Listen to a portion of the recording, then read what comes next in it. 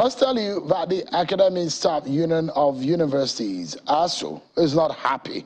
And that union has not been happy with the federal government for several months. And their anger this time around is over the payment of half salaries to the lecturers in October. In a statement today by ASUU President, Professor Emmanuel Oshodeke, the union condemned the pro-rata payment to its members and accused the government of an attempt to reduce Nigerian scholars to casual workers. ASUU had on October the 14th, 2022, called off its 8-month-old strike after the National Industrial Court ordered the lecturers to resume work. The Minister of Labour over the weekend had said they cannot be paid for work not done.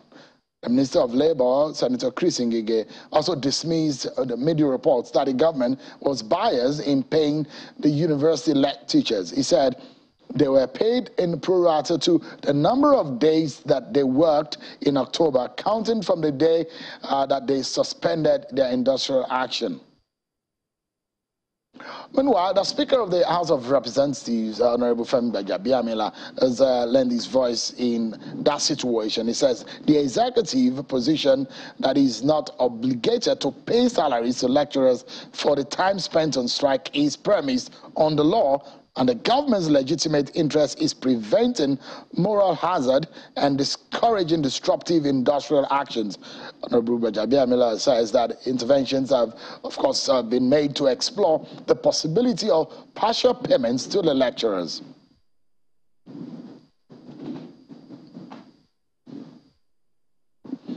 Let's get some legal views on this matter now. I'm being joined by Senior Advocate of Nigeria, Mr. Femi Falana, is live with us from Ikeja area of Lagos. Thank you so much, Leonard Silk, for joining us tonight on the program.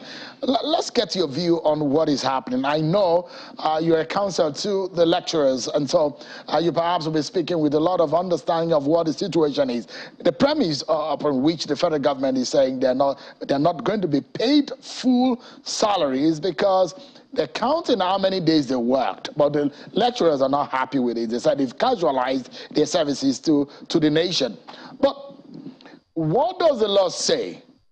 Does the law say that you can be paid for the days you did not work?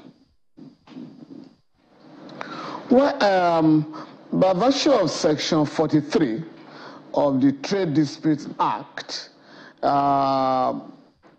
during strikes, workers are not supposed to be paid. But the law has to be interpreted having regards to the facts and circumstances of every strike.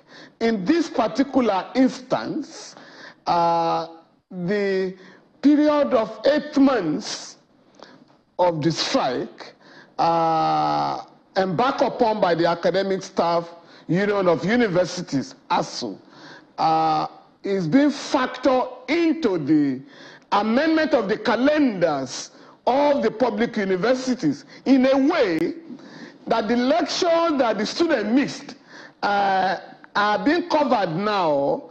The students are going to write their examinations at the end of the day.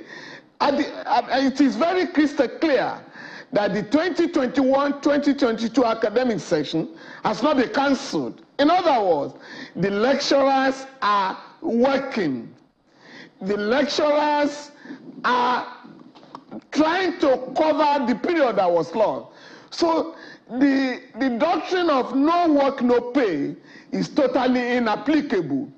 Secondly, the governments of Nigeria, the federal government and state government usually ignore that provision of the law in order to promote industrial harmony. In this particular instance, once a strike is legal, at the time that provision of the law was introduced by the colonial regime, strikes were illegal, strikes were criminal offenses. It is a new regime now, under the current labor law regime in the country. Strikes are legal, and nobody has said that the strike of ASUU was illegal. Having agreed that the strike is legal, the government usually overlook the provision of Section 43 of the Trade Disputes Act. And I have said publicly, and I have expected the Minister of Labour and Employment, Dr. Chris Ngige, to challenge me because we were also involved. My colleagues, Shifra Bixin and Femi Aborishabe were with me last year when we represent the members of the National Association of Resident Doctors. They went on strike for 63 days, over 2 months last year. At the end of the day, in spite of the strident opposition of the Minister of Labour, Dr. Chris Ngige, President Muhammadu Buhari ordered that the doctors be paid for the 2 months that they were on strike. And we're asking that the same standard being maintained by the government. Equals must be treated equally. If you pay doctors last year for embarking on strike, you know, in this country, you must also pay the lecturers. Otherwise, the government will be accused of a selective application of that obnoxious provision. Okay, so let me ask a very direct question now, because what the lecturers, just for a moment, Mr. Falana, what the lecturers are saying now is about the October salary. They called off their strike in October, and the federal government says, look, our hands are tied, and you have said during the strike period that the law has provided that as long as the strike is legal, that the workers have the right to their pay.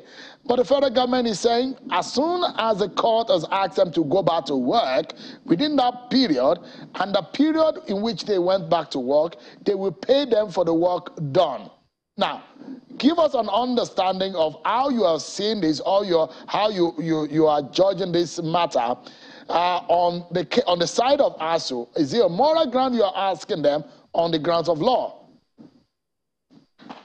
Now, when the National Industrial Court made this order, ASUU promptly filed an appeal and asked for a stay of the order. And the moment you are challenging the legality of an order of a court, you are not bound to obey the order. As far as the law is concerned, the order is suspended for that purpose. And that was what we made clear to the Court of Appeal. And that came out very well in the ruling of the Court of Appeal, that there are exceptions to the case of the military governor of Lagos State and Ojukwu, that once a court has made an order, whether you like it or not, that shall obey. The Court of Appeal cited the case of Mobile and Assam, where the Supreme Court has drawn a line of distinction between complying with court orders and others that have been challenged on ground of lack of jurisdiction or invalidity. In this particular instance, the Court of Appeal made the point that even though you have not treated the order of the lower court with contempt, please comply with the order if you want to file your appeal. And a special appeal was made to me by the court to persuade my clients to comply with the order. ASUU did. And we're asking all Nigerians who mounted prayer on ASUU to comply with the orders of both the National Industrial Court and the Court of Appeal to call off the strike. ASUU has played its own part. And the Speaker of the House of Representatives, Honorable Femi Gbajabiamila, who intervened decisively to ensure that the strike was suspended. All of us have a duty, once again, to prevail on the government to stop provoking the lecturers. In fact, the most embarrassing aspect is the surreptitious move by the Minister of Labour and Employment, Dr. Chris Ngige, to pay members of the two unions that were illegally registered during the strike, even though they couldn't call off the strike. The government has concluded an arrangement to pay them. If the government does that, of course, I'm sure the government will have itself to blame. So that's why we must try to prevail on the government to do the needful. And since the lecturers are carrying out their duties, so, Mr. Falana, and this is what the response. Yeah. This was a response of the Minister of Labour, Senator Chris Ngige. He says the hands of government is tied. It's only the court that can decide whether the lecturers can be paid for the days they were not at their duty post. The hands of the government are not tied.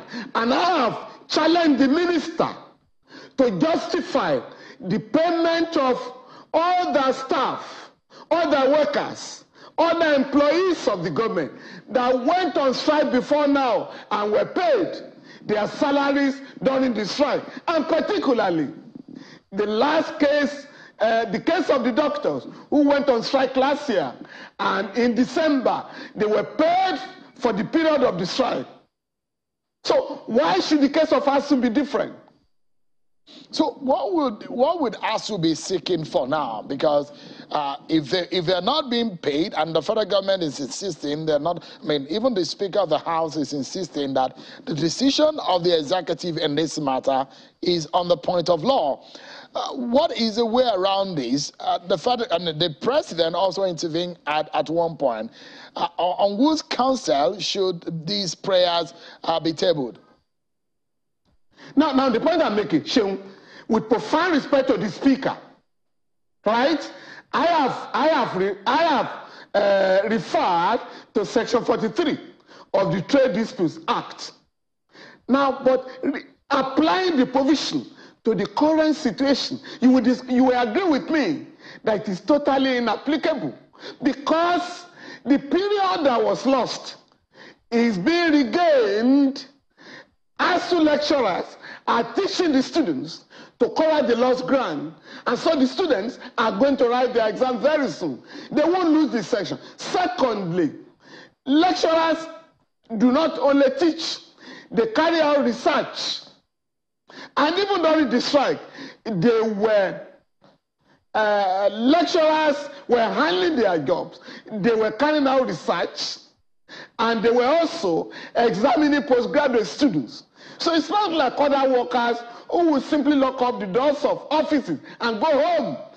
In this instance, the lecturers are carrying out their duties. And so the period lost between February, the lectures lost between February and October are being taught, and the students are not going to miss this section. Hence, no university, no public university has announced the cancellation of the 2021-2022 academic session. And this is very, very fundamental in the resolution of this crisis. The hands of the government are being tied by the government, particularly the Ministry of Labor, that has done everything to make a mockery of ASUU. The Ministry of Labor is campaigning that these lecturers be not paid. If the lecturers are either forced to go to court, the government will lose on the ground that Section 42, subsection 1 of the Constitution is very clear that the government shall not confer any advantage or privilege on a set of Nigerians and deny same to the same group of Nigerians. So you cannot treat medical doctors, who went on strike, and you cannot pay them their salary while you are denying same to ASUU. It is unconstitutional, it is illegal to treat equals unequally. Now, I mean, you mentioned something about making up for the lost time. Well, obviously, the people that have suffered the most are the students who have been out of classrooms for several months, for 8 months. And if you compare them to private university students, they've lost a lot of ground. How can they then make up? Because, I mean, those who are in 300 level, when those lecturers were on strike, would have moved on to the next level. They're probably in 400 level and preparing to graduate. Those of them who are in private universities, there's really a lot of lost time, Mr. Falana, isn't it? No, the period that the session has only been extended. The session has not been cancelled. And mind you, the students also have to bear with the lecturer, because the lecturers were not fighting for increment in salaries alone. They were fighting for the revitalization of the universities, for which the National Assembly is proposing, or the government is proposing a budget of 170 billion naira to revitalize our comatose institutions. So the lecturers were not fighting for them. They are fighting for the country. They are fighting for the society. They are fighting in the public interest. The students, in fairness to them, appreciate this. And that was why it was impossible for the Ministry of Labor to play up the students against the lecturers. They were together, they were united in fighting for a just society where universities will be properly funded. So now, I mean, there is a lot of effect. There are implications of even the ASUU strike, which is within the education sector of the country, and into the larger picture of the polity and the state of affairs of the country right now. On this matter, what do you think is the way forward? Because we should not be considering only now. We should be thinking about the nearest future.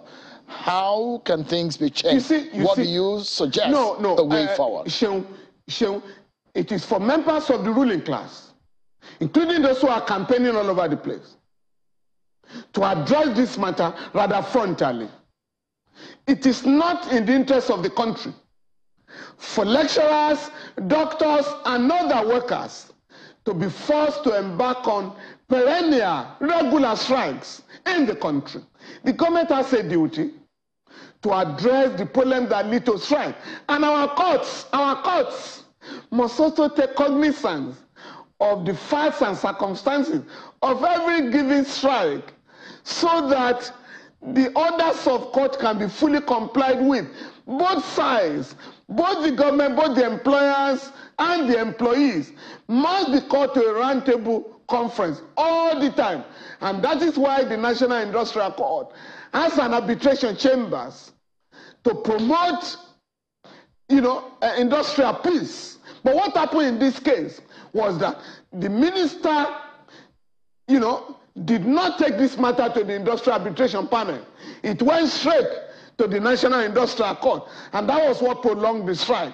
So if we are going to stop strikes, the government must learn to follow the provisions of the law by embarking on mediation, arbitration before going to the National Industrial Court. And that is, if mediation and arbitration fail, that is the provision of the Trade Disputes Act. But this time around, the government did not follow due process. Mr. Falana, let me take you out of the premise of that education and ASUU matter.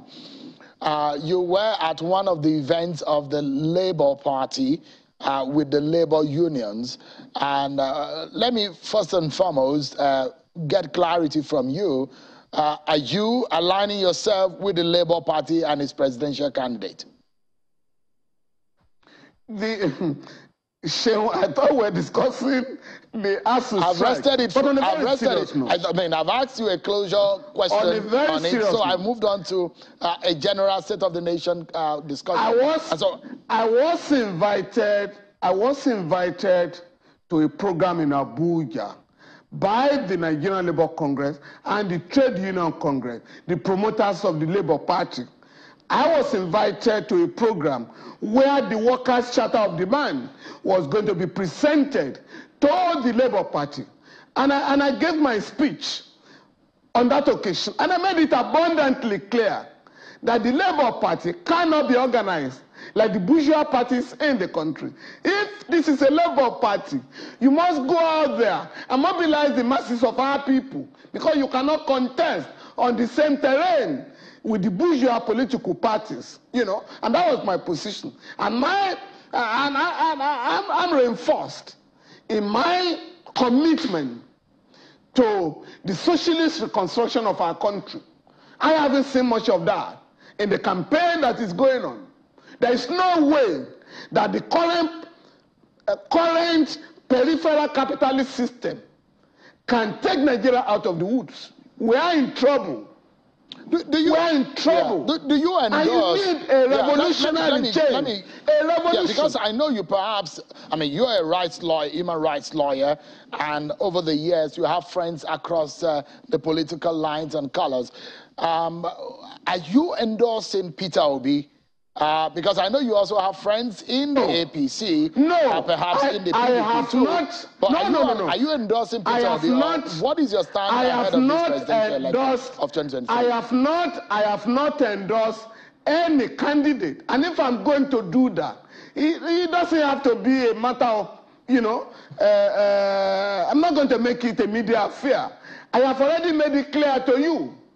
The least I can embrace is the adoption of Chapter 2 of the Constitution by the political parties. And I haven't seen that because Section 224 of the Constitution prescribed that the aims and programs of every political party in Nigeria shall reflect Chapter 2 of the Constitution. So which of these parties, Mr. Falana, aligns with that position that you have held on that matter? Which of the political parties? Does the APC, Tinubu, PDP, Atiku, Peter Obi, Congress or NPP? Or which of them aligns with this? You see, I don't want to go into personalities. But I've made the point abundantly clear that as far as the Constitution is concerned, Section 14 provides that the security and welfare of the Nigerian people shall be the primary purpose of government. Section 16 provides that the management of the economy of Nigeria shall be fully in the hands of the government, not in the hands of the private sector, which is the campaign of most of the political parties. That same section provides that the wealth of our country, the Commonwealth, shall be equitably distributed to promote the happiness of our people. I haven't seen that in the ongoing campaign. And so my position, therefore, is that the only political system that can guarantee the implementation of Chapter 2 of the Constitution is socialism. And that is why I am campaigning, I am working for the socialist reconstruction of Nigeria. All right, let's conclude this conversation because we are totally out of time, Mr. Falana. But if you may, please kindly help me adhere to a 20-second or 30 seconds to answer this question. It's a very quick, fast, and a very sharp one. And the question is, what would you be saying to a lot of Nigerians out there about how they need to make their decision of who becomes Nigeria's president in 2023? No, come again. So I wanted you to help me answer this question just in 20 seconds. And the question will be, what would you say to millions of Nigerians, perhaps those who respect your voice as a rights lawyer and a senior lawyer in the land, about how they make their decision, who they should go with, who will meet their yearnings ahead of this presidential election of 2023? Yeah, thank you very much. All of us, majority of Nigerians, have come to the irresistible conclusion that the status quo will have to be dismantled. That this system cannot guarantee peace in the long run. Therefore, we should be looking for an alternative political system that can address the crisis of underdevelopment in our country. This country, our nation, remains one of the greatest nations on earth. One of the richest countries on earth, but we are made poor. Our country, our people are made poor by the kind of socioeconomic system, the peripheral capitalist ideology that the members of the ruling class have imposed on our country. If we are going to move out of the mess, and that is what has just happened in Brazil, where the people of Brazil have voted for Lula again, who is the only president in the last 50 years that has seriously combated poverty and taking people out of poverty. Thank you so much indeed for your time tonight. I appreciate it. Ms. Femi Falana, rights activist and senior advocate of Nigeria. Thank you so much indeed for your thoughts tonight on the program. Thank you. I appreciate it. My pleasure. Thank you so much indeed. Thank you. My pleasure.